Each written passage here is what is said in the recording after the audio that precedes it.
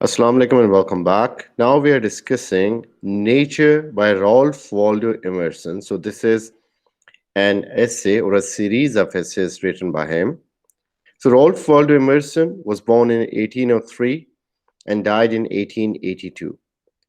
So he went by his middle name Waldo, and he was basically an American essayist, a lecturer, philosopher, and a poet who led the transcendentalist movement of the middle 19th century. He was the champion of individualism, and as a critic of countervailing pressure of society, he worked a lot and he disseminated his thought through dozens of public essays and more than 1,500 public lectures across United States. So this one is from American literature. So the whole of essay has these contents like introduction, nature, commodity, beauty, language, discipline, idealism, spirit, and prospects.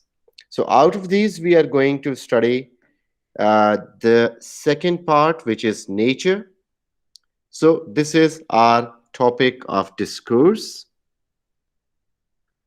So first he begins saying, to go into solitude, a man needs to retire as much from his chamber as from society. कि solitude में जाने के लिए इंसान को अपने office से या अपने रूम से बेसिकली यहाँ पे उस जगह की बात हो रही है जहाँ पे इंसान ज्यादा टाइम स्पेंड करता है जो कि प्रॉबेबली उसका ऑफिस हो सकता है तो उससे इस हद तक रिटायरमेंट लेना जरूरी है जितना कि उसे सोसाइटी से दूर रहना जरूरी है लाइक सॉलिट्यूड जिस तरह एडम ने कहा पैराडाइज लॉस्ट में solitude sometimes is the best society so यहाँ पे उस सॉलिट्यूड की बात हो रही है कि सॉलिट्यूड में जाने के लिए sometimes you need to take retirement कि आप अपने आप को अलग कर लें दुनिया से ताकि ये टाइम हो कंटेम्पलेशन का सोचने का किसी चीज के ऊपर गौर फिक्र करने का I'm not solitary whilst I read and write, though nobody is with me. So he believes कि जब मैं लिख रहा होता हूँ या पढ़ रहा होता हूँ तो चाहे मेरे आसपास कोई भी नहीं होता लेकिन ये solitary condition नहीं है. But if a man would be alone, let him look at the stars. लेकिन अगर इंसान अकेला है तो उसको चाहिए कि वो सितारों को देखे. The rays that come from those heavenly words will separate between him and what he touches. तो उन सितारों से निकलने वाली रेज जो हैं वो उसको सेपरेट करेंगी यानी उसकी अपनी जात से और उसके आसपास वाले माहौल से जो कि टेंजिबल ऑब्जेक्ट्स हैं अगर वो उसको वाकई ही सही तरह से सही नजर से देखता है जिसका खुदा कहता है कि देखने वालों के लिए निशानियां मौजूद हैं तो अगर वो निशानियों को ढूंढना चाहता है तो वो अपने आसपास के माहौल से मुबर्रा हो सकता है One might think the atmosphere was made transparent with this design.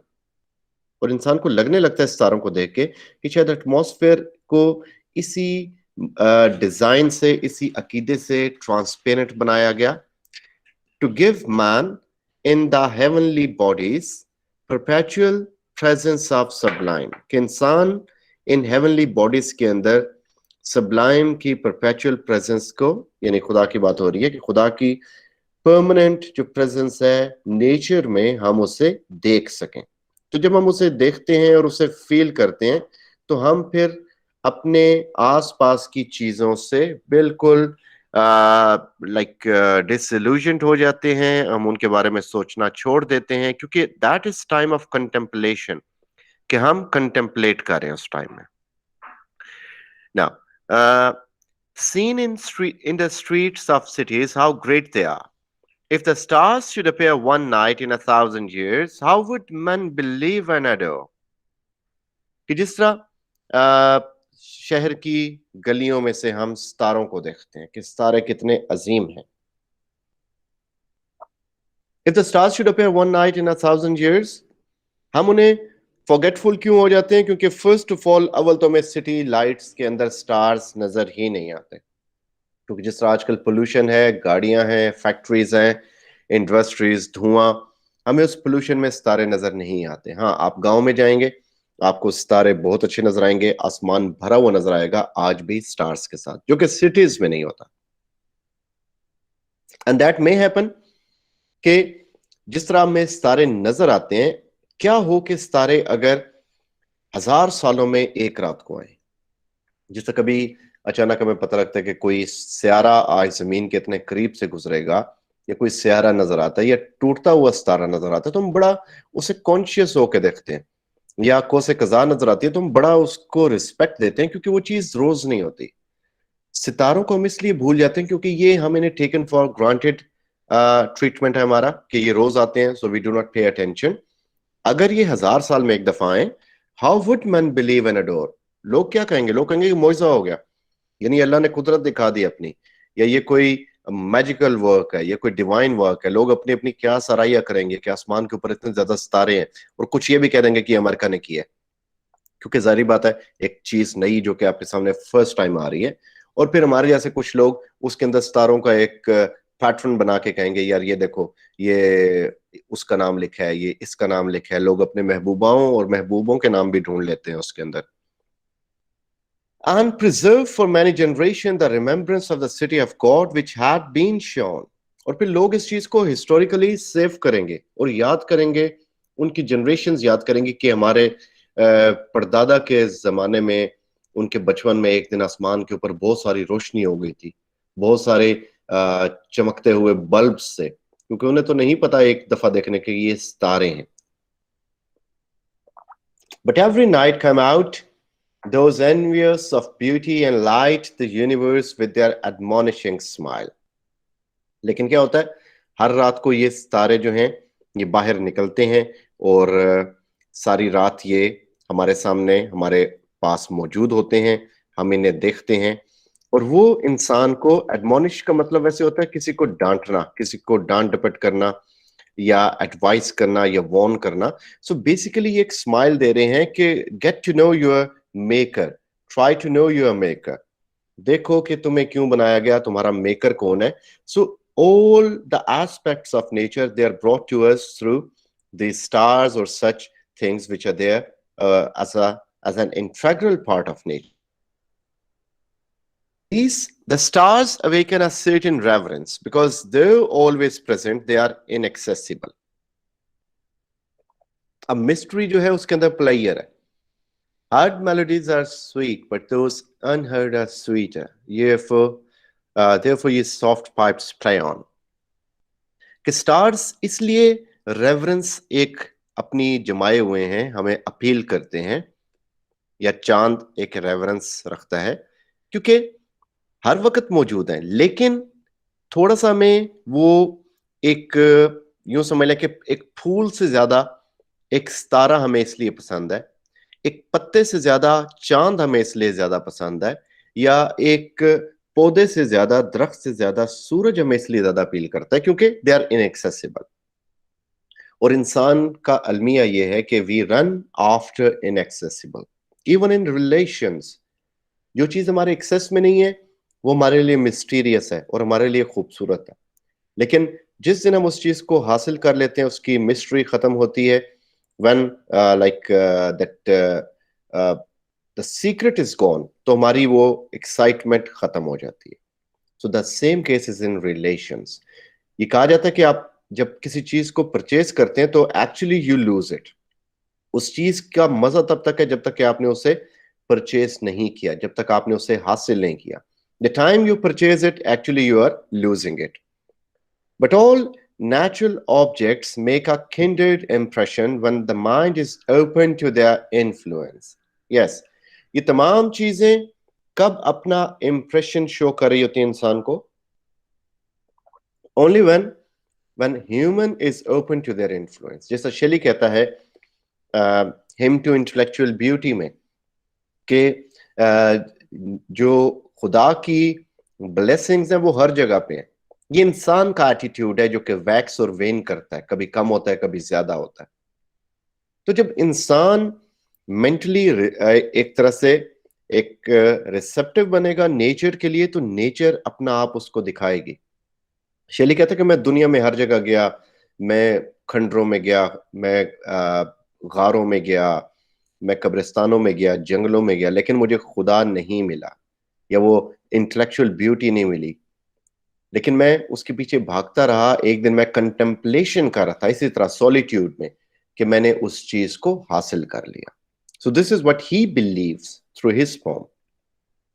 Nature never wears a mean appearance, कि नेचर कभी भी कोई एक मीन किस्म की अपीयरेंस अपने ऊपर नहीं लेके आती। जिस तरह हमने मॉर्निंग बिकम्स इलेक्ट्रा में देखा कि हर बंदे के चेहरे पे मास्क हैं, किसी की अपीयरेंस जाहिर नहीं हो रही। हमारी सोसाइटी का ये आलम है कि हर इंसान जो है उसके चेहरे पे कई मास्क हैं, उसके कई तरह के बिहेवियर्स हैं, कई तरह के रूप हैं। सो यहां पे वो ये कह रहे हैं कि नेचर ऐसा किरदार कभी प्ले नहीं करती। Nature is same for everyone. हाँ, अगर डिफरेंस है तो इसलिए ऐसा है कि हम नेचर को कई दफा पहचानने की कोशिश करते हैं, कई दफा नहीं करते। Neither does the wisest man extort her secret and lose his curiosity by finding out all her perfection। और ना ही कभी ऐसा हुआ कि वाइजेस्ट बंदा जो कि नेचर का सीक्रेट जान ले और उससे बेजार हो जाए। कि नेचर के अंदर अल्लाह ने इस तरह की क्वालिटी रखी है कि नेचर दो एक फ्लावर जो है, एक गुलाब का फूल, वो स्टार के मुकाबले में एक्सेसिबल है और उसकी वो वैल्यू नहीं है जो कि एक स्टार की हो सकती है हमारे लिए। लेकिन स्टिल ये नहीं है कि फूल किसी को ना पसंद हो, एलर्जी होना एक अलग चीज है। लेकिन एक सरसब्ज और शादाब एनवायरनमेंट है, सब्जा लगा हुआ है, फूल खिले में, ये वो नजारा है जो सबको पसंद आएगा। गर्मियों में ठंडी हवा सबको पसंद आएगी, सर्दियों में गिरते हुए बर्फ के गाले सबको पसंद आएंगे, बारिश बरस रही है गर्मियों में सबको पसंद आएगी। हाँ, कुछ एक को नहीं आती, वो लोग हैं जिनके दिल टूटे होते हैं या जो उस चीज से उन्हें कोई महबूब याद आ जाता है। So that is practically something different. तो यहां पे वो कह रहे हैं कि नेचर जो है उसका सीक्रेट मिलने के बाद भी नेचर की परफेक्शन खत्म नहीं होती, क्यूरोसिटी खत्म नहीं होती। Never nature never became a toy to a wise spirit. हम टॉयज लेते हैं, बच्चे 2 दिन खेलते हैं, तीसरे दिन तोड़ देते हैं या उनकी क्यूरोसिटी खत्म हो जाती है। स्टाइलों पे नई जूती पसंद आ गई, 2 दिन हमने इश्तिहार देखे, सेल का वेट किया, जाते ही ले ली, बड़े हैप्पी थे, 2 फंक्शंस में पहनी, वैल्यू खत्म हो गई। नए मोबाइल का ऐड देखा, बड़े पैसे इकट्ठे किए, जुस्तजू में रहे, आज पैसे पूरे हुए, बड़े खुशी खुशी जा रहे हैं, उस खुशी का आलम नहीं है, बल्कि उससे एक रात पहले नींद नहीं आ रही। और जब लेके आए, थोड़ा सा एक्सप्लोर किया, all the bloom is gone. So लेकिन नेचर जो है ये कभी ऐसा टॉय नहीं बनती किसी वाइज स्पिरिट के लिए। अगेन ये जेहन में रखने के ये बात यूज हो रही है कि वाइज स्पिरिट वो बंदा जो नेचर को पहचानता है। A person like Keats, a person like Wordsworth, most importantly. The flowers, the animals, the mountains reflected the wisdom of his best hour as much as they had delighted the simplicity of his childhood। कि जैसे Wordsworth को nature बड़ी खूबसूरत लगती थी बचपन में भी और जवानी में भी। तो जो फ्लावर्स हैं, एनिमल्स हैं जो कि पार्ट ऑफ नेचर हैं, जो माउंटेन्स हैं, ये उसकी विजडम का बेस्ट आवर होते हैं। और जिस तरह बचपन में ये उसे डिलाइट देते थे उसके चाइल्डहुड में, आज भी वो इसी तरह की डिलाइट उसे प्रोवाइड करते हैं। वर्ड्सवर्थ की 2 poems, ode like ode to intimation, और एक like a few miles above or like Trenton Abbey के पास कुछ लाइंस जो उसने लिखी, I don't recall the exact title. तो उनमें वो यही बात करता है कि जो बचपन में मैंने नेचर को देखा, नेचर डिफरेंट थी, आज मैं देख रहा हूं तो वो डिफरेंट है। बचपन में मैं नेचर का पार्ट बनता था, उछलता कूदता था, घूमता था, खेलता था नेचर से, आज वो फीलिंग मेरे अंदर नहीं आ रही। लेकिन नेचर के लिए मेरी वर्शिप, मेरी मोहब्बत वही की वही है। अब मैं मैच्योर हो चुका हूं तो मैं एक बच्चे की तरह बिहेव नहीं करूंगा, लेकिन नेचर का मेरा जो बॉन्ड था वो सेम है। सो नेचर बड़े होके भी इंसान को वही विजडम देती है जो कि बचपन में डिलाइट जैसे उसने दिया। When we speak of nature in this manner, we have a distinct but most poetical sense in the mind। कि जब नेचर के इस रूप को हम डिस्कस करते हैं तो बड़ा पोइटिकल सी सेंस हमारे माइंड में आ जाती है, बड़ी डिस्टिंक्टिव अलग किस्म की। We mean the integrity of impression made by manifold natural objects. हम देखते हैं कि उन वो जो इम्प्रेशंस हैं जो कि क्रिएट किए गए बहुत सारे नेचुरल ऑब्जेक्ट्स को मिला के वो सारे के सारे ऑब्जेक्ट्स जो कि हमारे माइंड में आते हैं, यानी not a particular but all the things. It is this which distinguishes the stick of timber of the wood cutter.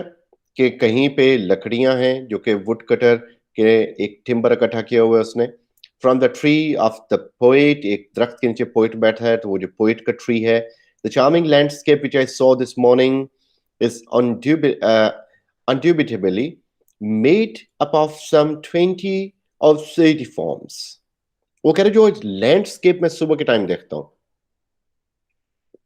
Landscape इन अ वे कि जब आप लैंडस्केप ड्रॉ करते हैं, आप उसमें माउंटेन्स ड्रॉ करते हैं, क्लाउड्स ड्रॉ करते हैं, सन ड्रॉ करते हैं, आप उसमें परिंदे बनाते हैं, दरख्त बनाते हैं, घर, नदी, नाले और सब्जा. ये सारा एक कलेक्टिव लैंडस्केप है. तो कह रहे सुबह मैंने जब देखा नेचर में बहुत सारे फॉर्म्स से. Miller owns his this field. जो मिलर जो कि गल्ला बनाने वाला, वो इस फील्ड को ओन करता है.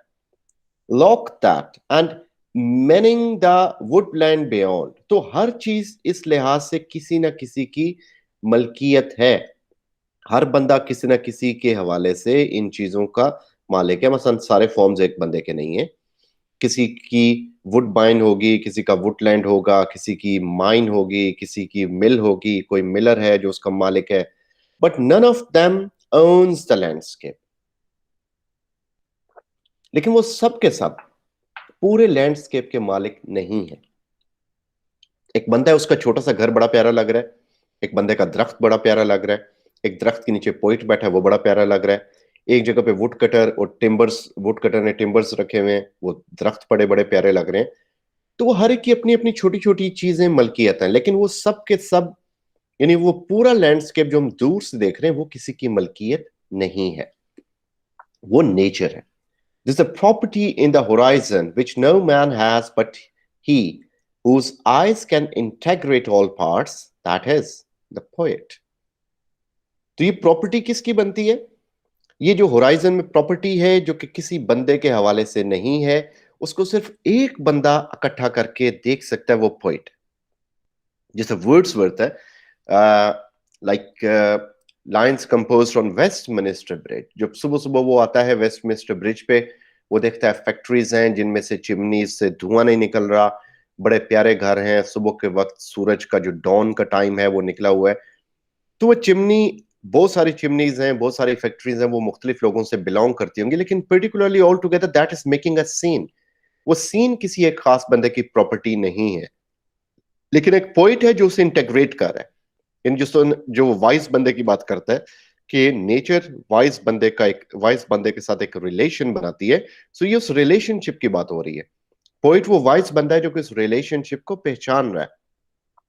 That is the best part of these men's forms, yet to their warranty deeds give no title. सो ये उन बंदों के फॉर्म का बेस्ट तरीन पार्ट है, लेकिन वो उनको कलेक्टिवली एक मुयसर है, अलग अलग उस चीज की वैल्यू नहीं है. जैसे हम कहते हैं united we stand and divided we fall. अलग अलग वो चीजें कुछ नहीं है, लेकिन जब वो मिलती हैं, so indeed they make sublimity, they show sublimity. To speak truly, few adult persons can see nature. यानी अगर सच बोला जाए, हकीकत देखी जाए, तो बहुत कम एडल्ट्स हैं जो कि नेचर को पहचान सकते हैं. बहुत कम लोग हैं जो नेचर को पहचानते हैं, नेचर को देखते हैं, क्योंकि नेचर इज फॉर एवरीवन, लेकिन नेचर को पहचानना हर एक बंदे की बस की बात नहीं है. सो यहां पे वो अगेन बात कर रहा है कि नेचर को देखने वाले तो सो हैं, मरी बेशुमार दुनिया जाती होगी, नारायण का गान बेशुमार दुनिया जाती होगी, लेकिन यहाँ पे बेसिकली जो लोग हैं उनमें वो बहुत कम लोग हैं जो ऑल टुगेदर डिफरेंट हैं, जो कि नेचर को बड़ा खूबसूरत बना के देखते हैं, बड़ा ब्यूटीफुल बना के देखते हैं, नेचर के अंदर कुछ खूबसूरती को ढूंढने की कोशिश करते हैं. So this is what he believes, कि हर बंदा नेचर को पहचान नहीं सकता. Most person do not see the sun. At least they have very superficial seeing, कि कई लोग तो सूरज को भी नहीं देखते, और कई लोग सूरज को देखते हैं तो उनका देखना बड़ा सुपरफिशियल लेवल का होता है, like they see and they do not see, like they seeing blind. जिस तरह वर्ड्स, जिस तरह इडिपस में था, कि इडिपस में जो टाइरेसियस था, Tiresias in Oedipus, he was a blind seer, and Oedipus in Oedipus Rex was a seeing blind. इसी तरह लोग सूरज को देखते हैं, लेकिन वो सूरज को नहीं भी देखते, और वो सूरज को देख के भी अनदेखा कर देते हैं. The sun illuminates only the eye of the man, but shines into the eye and heart of a child. अब ये इंतहाई खूबसूरत लाइंस उसने यूज की. ये जो लाइन्स हैं, so they make differentiation between a man and a child, क्योंकि उसने बताया कि अडल्ट्स जो है वो नेचर को ज्यादातर नहीं देखते. बच्चे इसलिए ज्यादा एंजॉय करते हैं जिंदगी को, क्योंकि वो हर चीज को कंसंट्रेशन से देख रहे हैं. The sun illuminates the eye of a man but shines in the eye and heart of a child. So यहाँ पे बताया गया कि जो सूरज है उसको एक, यानी नेचर को जिस तरह एक बच्चा देखता है, उस तरह और कोई भी नहीं देख सकता, और कोई भी उस पे इस तरह फोकस नहीं कर सकता, क्योंकि बच्चों का देखना, बच्चों की फीलिंग, बच्चों का मिजाज, बच्चों की concentration level is different. The lover of nature is he whose inward and outward senses are still truly adjusted to each other. और नेचर को जो प्यार करने वाला वो कौन है? जिसकी इनवर्ड और outward senses that truly adjusted एक हार्मोनियल रिलेशन में है, पैरेलल चल रहे हैं. यानी जिस तरह वो उसकी इनर सेंस है, वैसी उसकी आउटर सेंस है. यानी again example is of kids. बच्चों को कहते हैं कि बच्चे ट्रांसपेरेंट होते हैं, जो मुंह पे होता है वही दिल में होता है. यहाँ पे यही बात है कि नेचर को लव करने वाले लोग वो हैं जो अंदर और बाहर से खरे हैं, एक जैसे. who has retained the spirit of infancy even into the era of manhood. और इनमें से कम लोग होते हैं जो कि इस क्वालिटी को बड़े होने तक, एडल्ट होने तक अपने पास महफूज रखते हैं. Like Wordsworth, like Shelley, like Keats. His intercourse with heaven and earth becomes part of his daily food. और जो वो डेली गुफ्तगू करते हैं आसमान से, जमीन से, नेचर से, ये इनकी खुराक बन जाती है. जैसा शेक्सपियर ने कहा कि म्यूजिक जो है वो फूड ऑफ सोल है. एडम ने पैराडाइज लॉस्ट में कहा कि जो गुफ्तगू, स्माइल्स हैं, वो फूड ऑफ सोल है. और ओविड ने कहा मेटामॉर्फोसिस में कि होप जो है वो फूड ऑफ सोल है. तो यहाँ पे ये इस चीज को कह रहा है कि ये जो गुफ्तगू है नेचर के साथ, या नेचर के साथ इंटरेक्शन, ये इंसान का डेली फूड बन जाता है, यानी ये इंसान की खुराक बन जाती है. In the presence of nature a wild delight runs through man in real, in spite of real Soros. और जब इंसान बेशक गमों के दरमियान में होगा, लेकिन नेचर के दरमियान रह के एक वाइल्ड सी डिलाइट उसके अंदर होती है, यानी एक अजीब सी खुशी उसे फील होती है. जिस तरह ट्विकनम गार्डन में जॉन डन बात करता है कि ट्विकनम गार्डन वो गार्डन है जहां पे स्प्रिंग है, और मैं जब यहाँ पे आया हूं तो मैं यहाँ पे क्योर होने के लिए आया हूं, क्योंकि नेचर के पास बामी एक इफेक्ट है. ये बाम है इसके पास जो कि क्योर कर सकती है हर डिजीज को. वर्ड्सवर्थ जब जाता है लेक डिस्ट्रिक्ट से लंदन वापस, तो वहां से नेचर को अपनी आंखों में, अपने दिल में, अपने दिमाग में समा के ले जाता है, और वहां की तन्हाइयों में, परेशानियों में फिर इन चीजों को याद करता है, वाकयात को, तो वो उसके लिए बाम या मरहम का काम करते हैं. सो इसी तरह यहाँ पे जो नेचर है वो एक डिलाइटफुल एक चीज बन जाती है, जो कि एक डेली फूड की तरह, एक मेडिसिन की तरह ट्रीट करती है इंसान को दुखों के दरमियान भी. Furthermore, nature says, He is my creature, and mock all his impertinent griefs. So, nature जो है वो फिर इस चीज पे बिलीव करती है कि ये जो बंदा है ये मेरा क्रिएट किया हुआ है, यानी इन अ वे क्रिएट तो खुदा ने किया. ये बेसिकली इन अ वे वो उस चीज को तशबीह दे रहा है एक ऐसी चीज के साथ जो कि आप खुदा की सेंस में ले लें कि नेचर को खुदा ने बनाया और इंसान को भी खुदा ने बनाया, और एक इंसान जो नेचर के क्लोज है वो उसके हवाले से बहुत ज्यादा करीब तरीन हो सकता है, नेचर को पसंद करने वाला है, नेचर को बहुत ज्यादा उसका लवर है।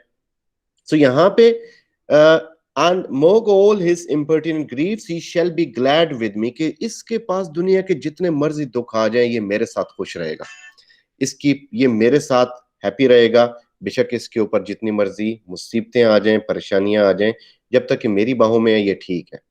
सो दिस मोग means in spite of anything, in spite of what is happening, तो नेचर एक्सेप्ट करती है ऐसे बंदे को, उससे सुकून देती है।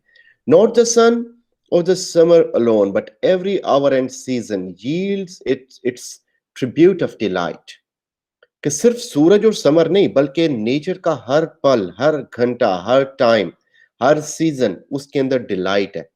जैसा लोग स्प्रिंग सीजन को एडोर करते हैं, लेकिन कीट्स ने ऑटम के सीजन को एडोर किया, कि ऑटम के भी अपने सॉन्ग्स हैं, अपने फ्रूट हैं, अपने गाने हैं, अपने मौसम है। तो वो कहते हैं कि नेचर हर लिहाज से खूबसूरत है। For every hour and change corresponds to and authorizes a different state of mind from breathless noon to the grimmest midnight. Nature के हर पल के अंदर सुकून है, मजा है, और एक डिफरेंट स्टेट ऑफ माइंड है। जो नेचर की फीलिंग आप एक ब्रेथलेस नून के टाइम पे जब आप बिजी हैं और दिन के टाइम पे आप नेचर को देख रहे हैं, और एक ऐसी तारीक रात जब आप नेचर को महसूस कर रहे हैं, नेचर का हर पल एक डिफरेंट किस्म की स्टेट, मेंटल स्टेट और प्लेजर देने वाला। Nature is a setting that fits equally well a comic और अ मॉर्निंग फेस, और नेचर वो सेटिंग है जिससे हम ड्रामा के लिए डिफरेंट सेटिंग्स बनाते हैं, ट्रेजेडी के लिए ट्रेजिक सेटिंग, कॉमेडी के लिए कॉमिक सेटिंग। सो नेचर वो सेटिंग है जो कि कॉमिक लाइफ है या मॉर्निंग एक किस्म की सिचुएशन है। Nature is a balm. आप पार्क में जाते हैं, खुश होकर तस्वीरें बना रहे हैं, टिकटॉक बना रहे हैं, पार्क आपके लिए हाजिर है। आप दुख में वहां पे जा रहे हैं, तुम्हारा और मेरा नाम जंगलों में दरख्तों पे कभी लिखा हुआ था, कभी जाके मिटा दो। ये भी एक दुख का अंदाजा है कि वो नेचर, वो सेटिंग सेम है, बस आपको चीजें चेंज फील हो रही हैं उसमें। In good health the air is cordial of incredible virtue। जब सेहत अच्छी है तो हवा आपको बड़ा एक बड़ा खूबसूरत तासुर देती है, बड़ा आपके अंदर सुबह की हवा, यानी डॉन के टाइम पे जो आप सुबह हवा खाते हैं, यानी डॉन का टाइम बड़ा खूबसूरत होता है इंसान के लिए, इंसान को बड़ी बड़ी बीमारियों से बचाता है अगर उस टाइम पे वॉक की जाए। तो जब इंसान सेहत में है तो जो फजा है बड़ी खूबसूरत लगती है।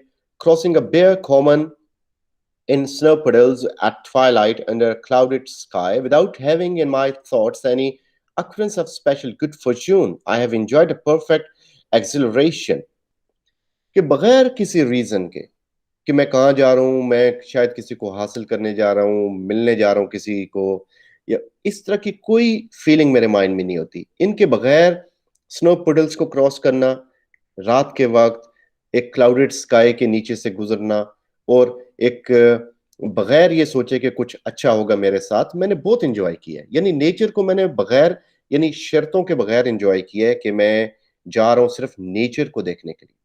I'm glad to drink, I'm glad to the brink of fair. In the woods too, a man cast off his years, and the snake is slow, and at what period sober of life is always a child. और मैंने गम में, खौफ में भी nature को enjoy किया। और जंगलों में क्या होता है, जंगलों में एक इंसान अपनी years को उतार देता है, यानी अपनी थकावट को उतार देता है, अपनी उम्र को भूल जाता है, जिसका स्नेक अपनी स्लो यानी अपनी स्किन को उतारता है वंस और ट्वाइस इन अ ईयर, और जो भी पीरियड हो लाइफ का उसके हवाले से। सो इस हवाले से वो कह रहा है कि वट एवर इज हैपनिंग वो इसी तरह हो रहा है कि हम ब्रिंक कहते हैं किनारे को। तो मैं उस बेशक खौफ के किनारे पे भी हूं या जो भी हो, जंगलों में, नेचर में मैं ऐसे फील करता हूं जिस समय यंग हो रहा हूं। I am casting of my years, कि मैं अपने ईयर्स को भूल रहा हूं, उतार रहा हूं अपने ऊपर से, वो बुढ़ापे का खोल उतार देता हूं, जिस तरह स्नेक अपनी स्किन को उतार देता है जिस मर्जी लाइफ टाइम में, और इंसान हमेशा बच्चा बन जाता है जब नेचर की बाहों में आता है। In the woods is perpetual youth, और जंगलों में, जंगल में क्या है, हमेशा जवानी रहती है, यानी दे कीप यू यंग। जिस तरह टीचिंग प्रोफेशन के बारे में कहते हैं कि if you teacher that keeps you young, always being among young people like you, so that keeps me young, that keeps everyone young. Within this plantation of God, a decorum and a sanctuary reign. और खुदा की इन plantations के अंदर, इस nature के अंदर एक decorum है और एक सैंक्टिटी है जो कि हमेशा हमेशा के लिए रेन करती है, हमेशा हमेशा के लिए पावरफुल है, हमेशा हमेशा के लिए सुप्रीम है। सैंक्टिटी कहते हैं कि कोई चीज जो होली हो, जो कि बड़ी मुतबरक हो, यानी एक बड़ी मुतबरक फीलिंग आती है। जैसे वर्ड्सवर्थ को नेचर जो है, ऐसा लगता है कि नेचर जो है उसे बिल्कुल एक यानी एक क्या कहते हैं उसे, कि वो नेचर को पूजता है, नेचर को वो एक पेंथेइस्ट बन जाता है। पेंथेइज्म है नेचर, नेचर उसे खुदा के करीब लेके जाती है।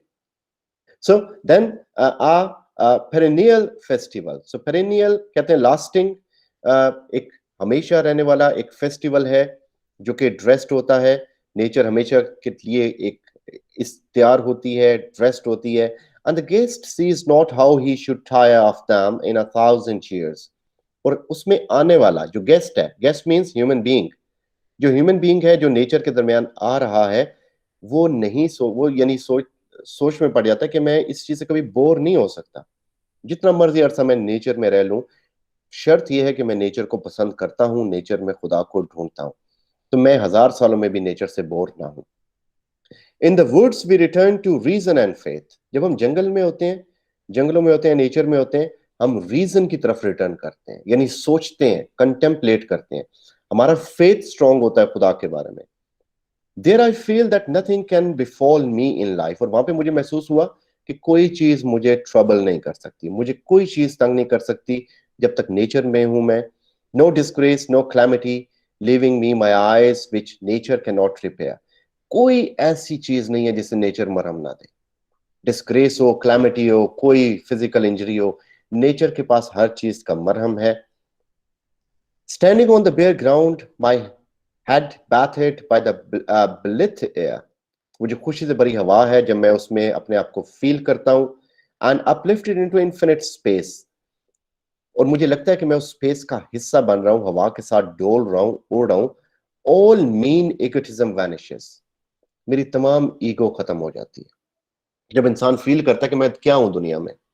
मैं एक नापाक खून से बना हुआ एक इंसान हूं, जिसे अल्लाह ने इतनी कुदरत दी कि वो जमीन के ऊपर चल रहा है और उसकी चीजों को एंजॉय कर रहा है। और मैं अगर अपने आप को यूनिवर्स से कंपेयर करूं तो मैं एक छोटे से जर्रे से भी बहुत छोटा हूं। तो हमारी सारी ईगो खत्म हो जाती है जब हम नेचर को देखते हैं कि भाई खुदा कितना बड़ा है। I become a transparent eye ball, I am nothing. मैं एक ऐसा आई बॉल बन जाता हूं कि जिसका कोई जिस्म नहीं है, वो सिर्फ देख रहा है। वो एक आई बॉल तो है कि वो देख सकता है, लेकिन उसके पास कुछ भी नहीं। आई एम नथिंग, नथिंगनेस का एक एलिमेंट आता है कि खुदा के सामने मैं कुछ भी नहीं हूं। आई सी ऑल, मैं सब कुछ देख सकता हूं। The currents of universe being circulate through me, कि जो करंट्स है यानी मेरे अंदर जिंदगी है, मेरे अंदर दौड़ रही है। आई एम पार्ट ऑफ और पार्टिकल ऑफ गॉड, कि मैं वो जर्रा हूं, मैं वो एक चीज हूं जिसको खुदा ने बनाया। The name of the nearest friend sounds then foreign and accidental. तो मुझे अपने दोस्त, रिश्तेदार, to be brothers, to be acquaintances, masters or servant is then a trifle and disturbance. मुझे भूल जाते हैं लोग भी, मैं इवन दोस्तों को भूल जाता हूँ करीब तरीन। और ब्रदर्स होना, शिनाख्त होना, जान पहचान होना, कौन गुलाम, कौन आका है, कौन गुलाम है, ये मामलात बड़े छोटे लगते हैं मुझे। और ये मेरे लिए एक सिर्फ टेंशन का बायस होते हैं, इसलिए मैं इन छोटे मामलात पे गौर ही नहीं करती। यानी ये दुनिया की बातें मेरे लिए बहुत छोटी हो जाती हैं जब मैं नेचर के बारे में सोचता हूँ। नेचर मेरे लिए इंतहाई सबलाइम हो जाती है। जिस तरह इंसान, अल्लाह हम सबको लेके जाए, खाना काबा को पहली दफा देखता है तो सब कुछ भूल जाता है, हर चीज भूल जाती है।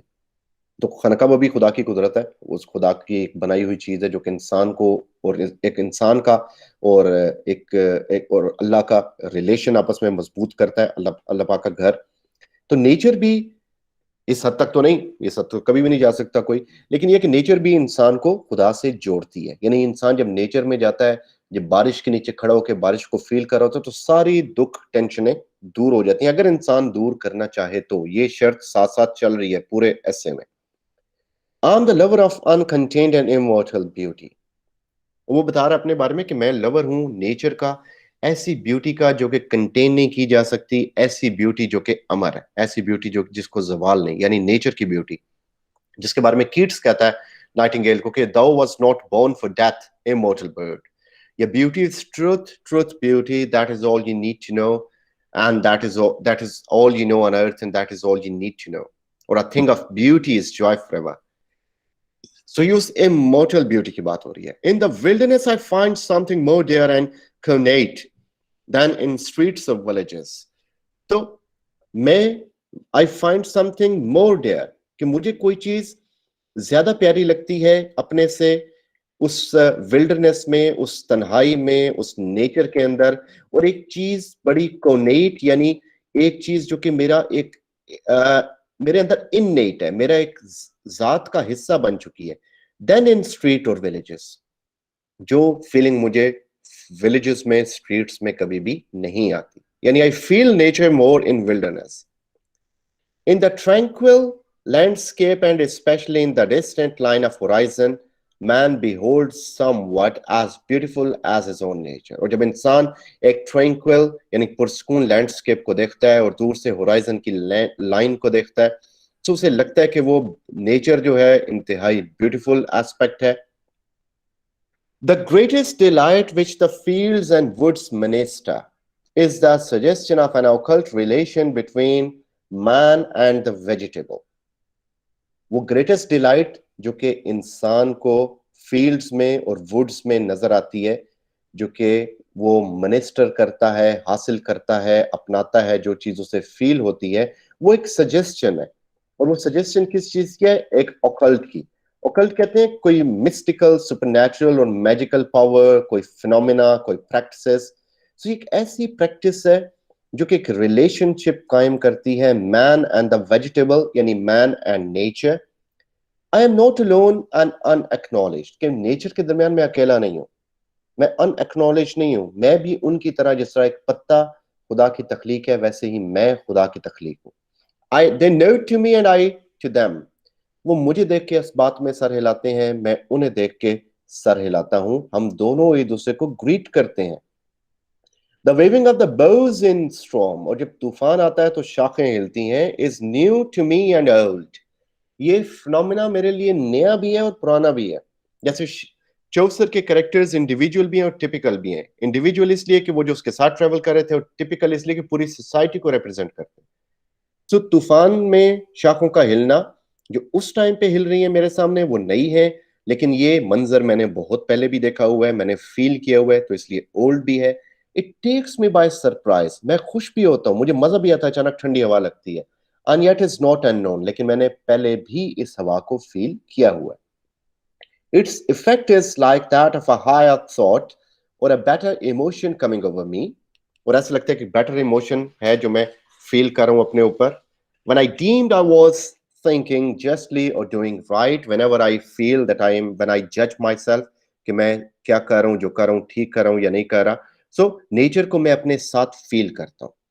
Yet it is certain that the power to produce this delight does not reside in nature, but in man, or in harmony of both. ये जो सारा कुछ उसने ऊपर बयान किया, वो कहता है ये प्लेयर लेने के लिए सिर्फ नेचर का होना जरूरी नहीं है, बल्कि इंसान के अंदर अकल का होना भी जरूरी है। या इंसान की अकल और नेचर का दोनों का एक पैरेलल रिलेशन, कि नेचर नेचुरल ऑब्जेक्ट्स भी हो और इंसान रेसिपिएंट भी हो, उसे रिसीव करने वाला भी हो, तब वो इस चीज को एंजॉय कर सकता है। ये ना हो कि बारिशें हो रही है, इंसान दुबका हुआ है सर्दी में हीटर लगा के और बाहर नहीं जा रहा, या उसको अपनी महबूबा याद आ रही है, दिल टूटा हुआ है और बाहर बारिशें हो रही हैं, वो कह रहा है जी लख दिलाना थे मौसम थे, मेरा दिल टूटे। तो ये चीजें वो हैं जो बेकार चीजें। इंसान को रेसिपिएंट होना चाहिए इन चीजों के वाले से। It is necessary to use this pliers with great temperance, और इन प्लायर्स को एक बहुत अच्छे टेम्परेंस, एक टेम्परामेंट के साथ यूज करना आना जरूरी है। For nature is not always strict in holiday attire. Nature हमेशा कभी आपके सामने एक खूबसूरत सा नौजवान बन के, एक बहुत अच्छा लिबास पहन के नहीं आती। But the same scene which yesterday breathed perfume and glittered as for the frolic of the nymphs is overspread with melancholy today. क्योंकि वही नेचर का सीन जो कि कल आपको ऐसा लग रहा था कि बहुत सारी खुशबुएं हैं और इसमें जो वुडन निम्फ्स हैं वो गा रही हैं और वो इसको एंजॉय कर रही हैं, बड़ा खूबसूरत सीन है। वो मुमकिन है सीन आज एक मेलनकलिक सीन बन जाए। जिस तरह लूसी ग्रे बाय वर्ड्सवर्थ वो नेचर का एक डिफरेंट पार्ट दिखाता है कि नेचर हॉस्टाइल भी हो सकती है, कि जिसमें वो लूसी ग्रे नामी बच्ची खो जाती है बर्फ के तूफान में, या जब ये अच्छे काम करता है, या अपनी बुक प्रील्यूड ऑटोबायोग्राफिकल वर्क में वो कहता है कि जब मैंने कश्ती को चोरी किया तो मुझे बड़ा अचानक नेचर ने मुझे डराया एक पहाड़ की सूरत में, तो मुझे लगा कि नेचर मुझे डांट रही है। सो कह रहे कि नेचर को हम हमेशा एक्सपेक्ट नहीं कर सकते कि नेचर हमेशा हमें एक ब्लेस्ड फॉर्म में मिलेगी, नेचर एक बिलवड फॉर्म में मिलेगी। नेचर खूबसूरत अंदाज में भी आ सकती है और नेचर एक ऐसे अंदाज में भी आ सकती है जिसमें हमें लगे कि नेचर हमें कुछ, यानी हमें तकलीफ फील हुई। So nature always wears the colours of the spirit. Nature वो है जो आप है।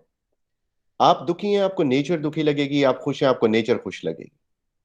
जो लोग कई दफा इस तरह होता है कि बाहर ठंडी बारिश है और एक इंसान जिसको खुशी मिली है वो बारिश में जाके नाचना शुरू हो जाता है, वो नेचर उसको सपोर्ट कर रही है। लेकिन एक बंदा जो अंदर से गमगीन है, उसका कोई प्यारा उससे बिछड़ गया, कोई घर में वफात हो गई, अल्लाह माफी दे, सो उसके लिए एक सर्दियों की बारिश भी उस पर इफेक्ट नहीं करेगी। सो ये है कि वो कह रहे कि नेचर वो कलर वीव करती है। जिस मोनालिसा की पेंटिंग के बारे में कहा जाता है कि आप उसे सैड हालत में देखेंगे वो आपको सैड लगेगी, हैप्पी है तो वो आपको हैप्पी लगेगी। To a man laboring under calamity, the heat of his own fire hath sadness in it. और एक बंदा जो किसी क्लैमिटी के अंदर लेबर कर रहा है, किसी तकलीफ के अंदर फंसा हुआ है, वो उसकी अपनी जो फायर है, उसकी अपनी जो परेशानी है, वो उसकी सैडनेस में इजाफा करती है, यानी उसके वो नेचर को भी उसी एंगल से देखना शुरू कर देता है। Then there is a kind of contempt of the landscape felt by him who had just lost the death of a dear friend.